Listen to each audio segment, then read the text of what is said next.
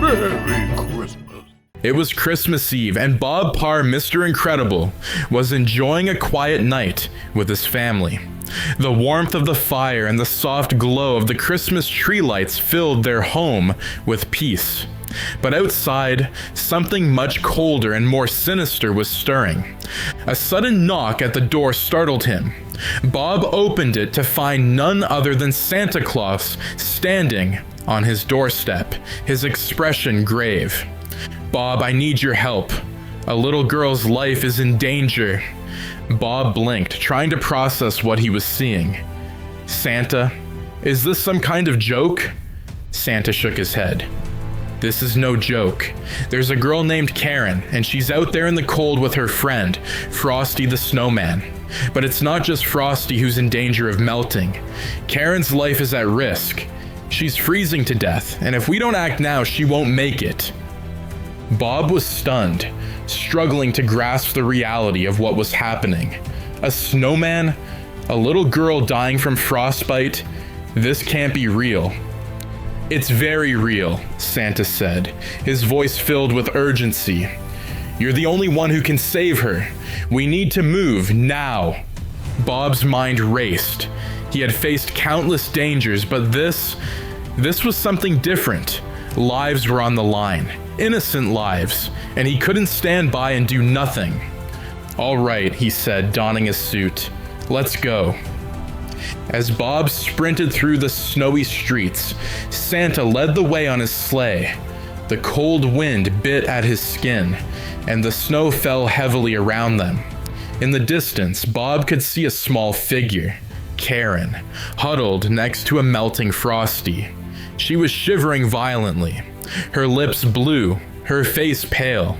Bob's heart sank as he saw her condition. She was more than just cold. She was dying. "Karen!" he shouted, rushing to her side. The little girl looked up at him, her eyes half-lidded from exhaustion and cold. "Frosty, he's melting. I'm so cold." Bob knelt beside her, wrapping his strong arms around her to shield her from the wind. She was freezing, her tiny body trembling against him. He could feel her slipping away. "Stay with me, Karen," Bob whispered, panic rising in his chest. Frosty too was in bad shape. His body was collapsing, his once cheerful voice now weak and faint. "We need to get to the greenhouse," Frosty whispered. "It's the only place I'll be safe from the sun." But Bob's attention was split. He could see the life draining from Karen's eyes, and for the first time in a long time, he felt truly powerless. Even with all his strength, he couldn't fight the cold that was killing her. Just as Bob prepared to lift Karen and Frosty, a dark figure appeared from the shadows. Professor Hinkle, the magician. His eyes gleamed with malice as he approached, twirling his wand in his hand. "That hat belongs to me," Hinkle hissed, "and without it, Frosty will melt just like he's supposed to." Bob stood, placing himself between Hinkle and the children. "You're not getting anywhere near them," he growled. Hinkle sneered. "You think you can stop me? You might be strong, but you can't save them both.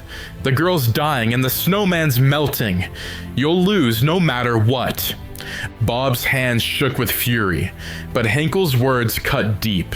He was right. Time was running out for both Frosty and Karen. He could save one, but could he save them both?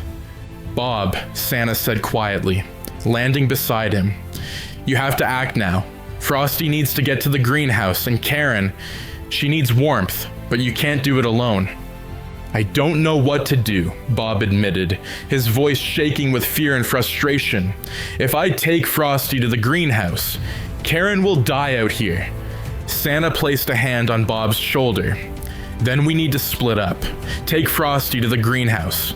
I'll get Karen to safety, but we don't have much time." Bob looked at Karen, her small face pale and cold.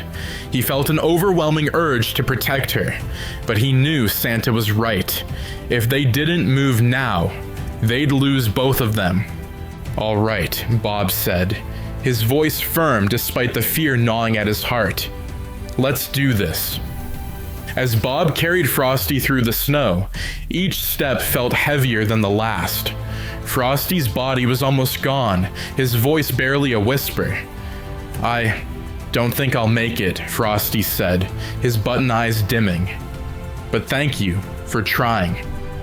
"Don't talk like that," Bob said through gritted teeth. "You're going to make it. I won't let you melt." But deep down, Bob wasn't sure.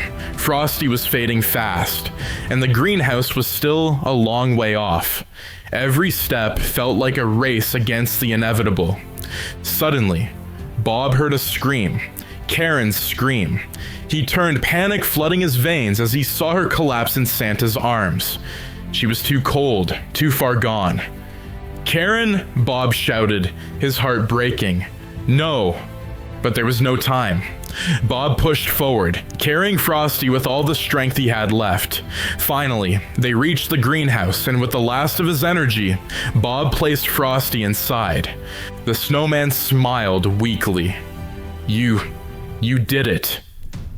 But even as Frosty began to regain his strength in the cooler air, Bob couldn't feel relief. He rushed back to Santa and Karen, terror gripping him. Karen was still, her small body motionless in the snow. No, Bob whispered, tears welling in his eyes. He had saved Frosty, but had he lost Karen, the guilt tore through him. He had never felt so helpless, so broken.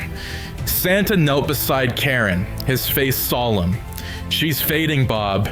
We need to act now." Santa closed his eyes and muttered something under his breath, his hand glowing with a soft, warm light. Bob watched in disbelief as Santa's magic began to work. Slowly, Karen's body began to warm, color returning to her cheeks. Her eyes fluttered open, and she took a deep, shuddering breath. Bob let out a sob of relief, falling to his knees beside her. "You're okay," he whispered, tears streaming down his face. "You're going to be okay." Santa smiled warmly. "It was close, but we made it." Karen looked up at Bob, her eyes filled with gratitude. "Thank you for saving us." Bob hugged her tightly, his heart swelling with emotion. He had saved her. They had saved her. With Frosty safe in the greenhouse and Karen recovering in Santa's care, the night ended with a sense of peace. The evil magician, Professor Hinkle, slunk away into the shadows, defeated. He had lost his chance to claim the magic for himself. As Santa prepared to return to the North Pole, he turned to Bob with a grateful smile. "You did more than save a snowman, Bob. You saved a life.